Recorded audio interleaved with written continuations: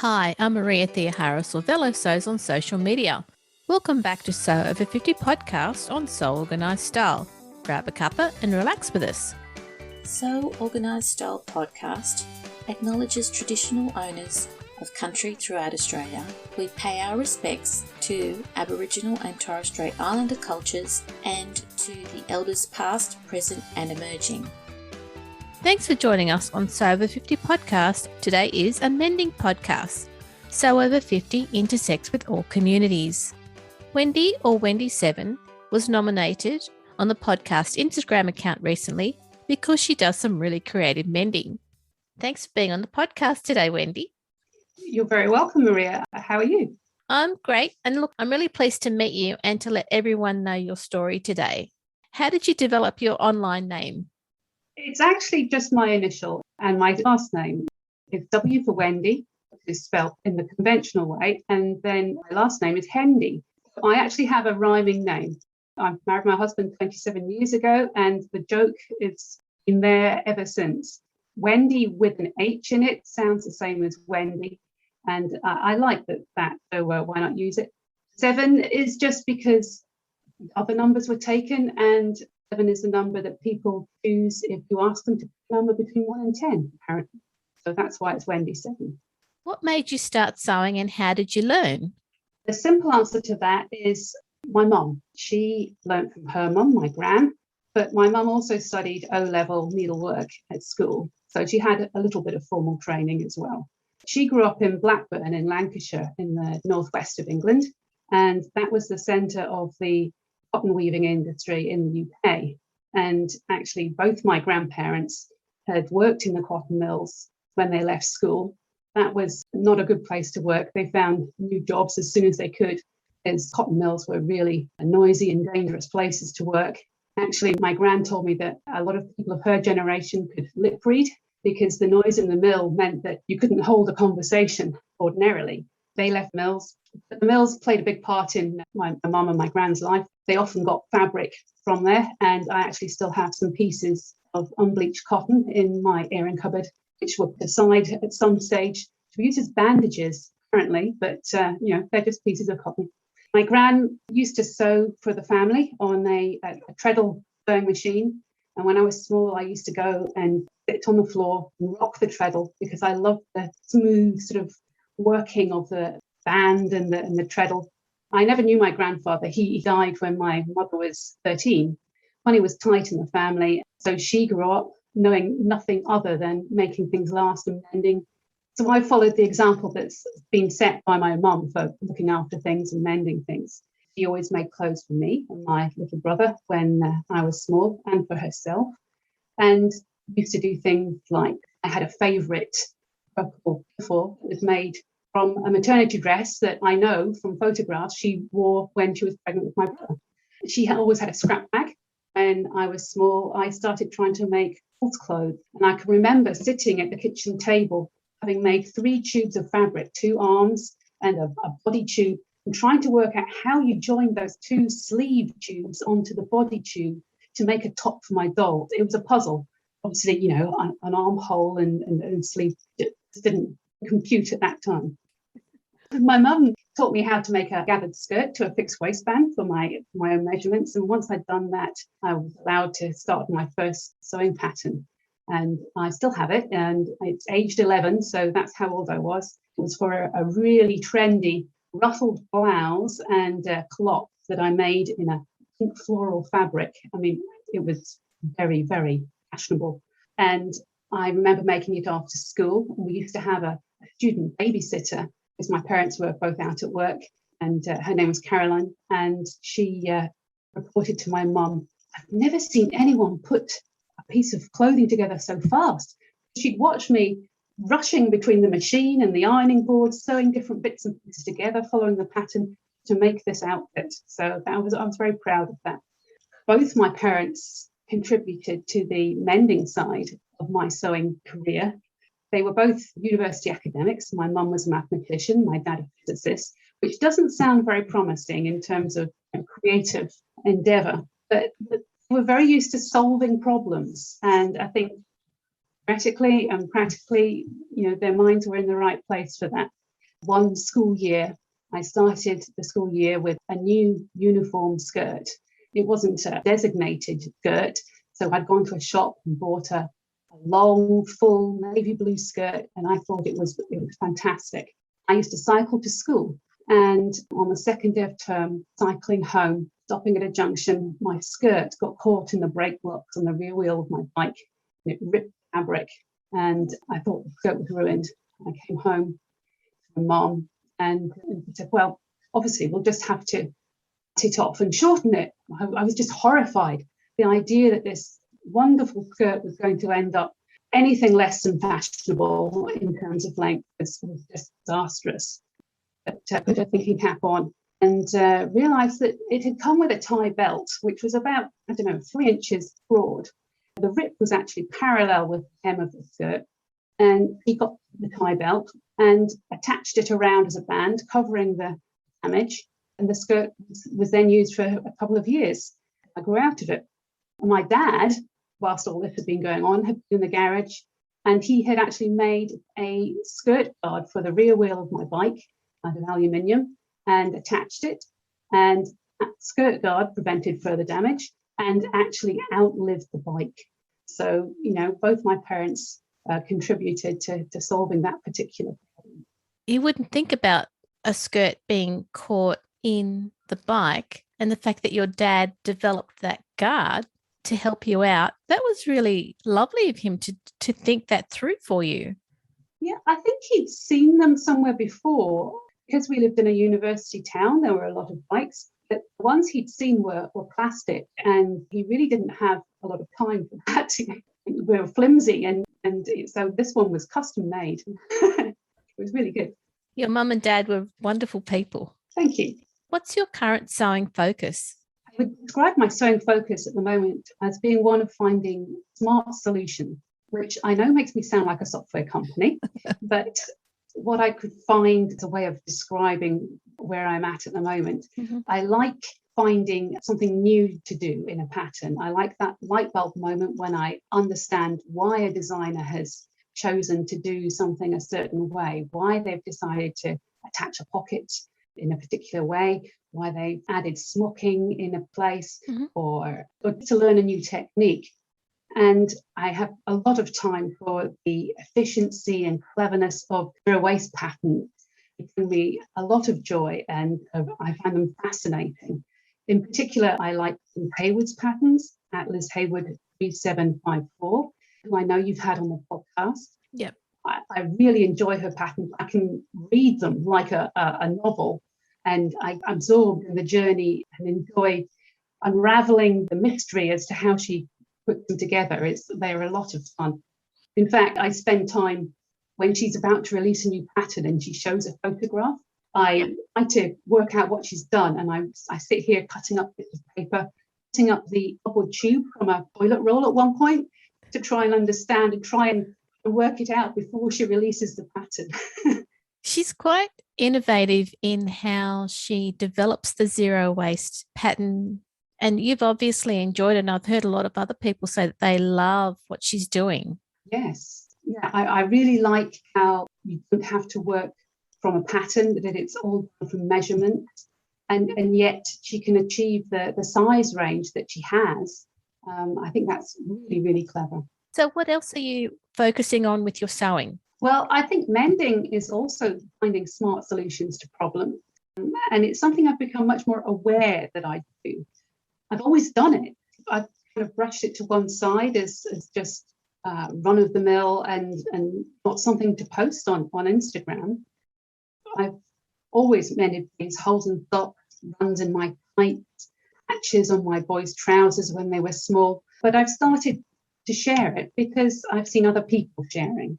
And I got assuming that everybody would be doing this. Everyone would be repairing things because that's what I knew. I know people of my age who don't have sewing kits at home. And I know from when my boys were Cub Scouts, people who didn't have the means to sew badges onto their son's uniform. They would actually use glue because they didn't have a needle and thread at home. So some people don't have infinite resources to mend with. And doing some ordinary mending and what small things can be done make quite a big difference to the life of clothing or the life of an article, I think is useful.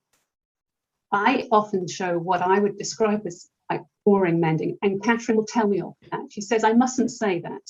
But I'll sew up the side of a pillowcase or a hole in a t-shirt, and these things don't look particularly attractive on Instagram, but I think it's important to show that they happen and that they are useful and important in their own right. Sometimes I do more interesting things. Recently, I turned the collar on my shirt for my husband, which was something I hadn't done before, so that the worn collar is hidden. And I was darning socks, and I have been sent a load of variegated wool from an Instagram friend, Vinka56. She sent me her spare wool because I don't knit. And I was able to produce a really pretty darn on the sole of my navy blue sock. So these ones are more photogenic, but it doesn't have to be impressive or fancy to be functional. When I was a teenager, I bought a bottle of clear nail varnish for my nails. It was to stop runs in my tights, just put a dab of nail varnish at the end of it. Functional, but do something was better than nothing. And I think ordinary mending has value. And I think I was in the same camp of buying clear nail varnish to mend my tights when I was at school as well. Yes. Yeah, I could tell friends who had done things in a rush in the morning, they would have a red dot, not clear nail varnish. Exactly. Is visible mending important to you? Visible mending has been a revelation, and I think it's a nice, quiet revolution. It celebrates what my mum's needlework insisted had to be as well hidden as possible. It was painful to show mending, but I'm in awe of some of the works of art other people produce. I am not talented in terms of colour or design. I have got one pair of jeans now, which is my visible mending experiment, and I'm trying out visible mending techniques on that one. So visible mending is in its infancy with me, and my family would be horrified if I visibly mended their socks or shirts or whatever. And I really like the showing acceptance that fixing something is a good thing to do. It is good to see people are accepting seeing mending done in a visible way. It's quite a change. Yeah, I've seen a lot of news stories because of COP26 about trying to be more sustainable. And I've seen several articles on news websites here promoting mending and looking after clothing for longer in particular. Yep, the press are catching on. How do you support Mending Mayhem? Well, Mending Mayhem is a really fun group to be part of. And I have to thank my friend Tricia at Morris Sews for introducing it to me. Catherine and Annette, who run it, are brilliant. They exude enthusiasm and mending positivity, and they celebrate all kinds of mending. I was stunned last year. Catherine mended a snowmobile, which I thought was wonderful. It's like the regular reappearance of Mr. Mayhem's jacket and jeans is a source of great fun. There's also a shared empathy for the seemingly never diminishing pile of sock mends that so many people have, which is another source of fun.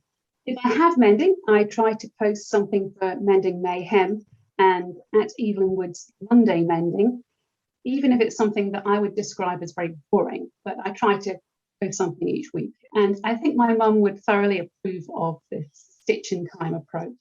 So, Wendy, do you only mend clothing? Is there anything else that you mend? I actually mentioned mending my washing machine as part of a Mending Mayhem post a week. The washing machine was making a terrible noise, and my husband came into the kitchen and he said, "Oh, that doesn't sound good." And when the cycle had finished, I washing out and I got the instruction book and I emptied the filter and found that the elastic tag from my son's bottom had got caught in the filter and it was being whirled around, and this was making the horrible noise. It sounded like the machine was dying, but it was just this elastic tag. So that was my mending of a machine, which was a different project rather than mending socks. I also have a lot of fun with the summer challenge of the bingo game with Mending Mayhem. The bingo cards contain a lot of prompts that you can tick off when you complete an appropriate mend. And there's a lot of license taken with the prompts on the bingo card, which can result in some clever interpretation and some interesting comment exchange. But the mending gets done, and it's fun. You know, if anyone hasn't had a look at Mending Mayhem and the bingo challenge that happened in the summer, I encourage listeners to go and have a look and see exactly what you're talking about, Wendy. It's a lot of fun, and it looks like a massive challenge at the outset. But if you're a bit creative with the prompts, you can tick them off quite quickly. So how long have you been part of the So Over 50 community? Well, I am actually only a recent official member, having joined earlier this year. But I've actually followed along since it started. They've always been a very inclusive community, and I've connected with many kindred spirits, made many friends, and I love the wealth of experience and skill that is shared. I've been sewing solo since my mum died 14 years ago, and it's a real pleasure to be able to share sewing with other people again. And I think my husband and boys are really quite pleased that they don't have to discuss it with me or appear to be interested. So Over 50 has been such a great community to bring a lot of people together. And especially since we've all been in various lockdowns, you know, it's been a great way to share amongst each other.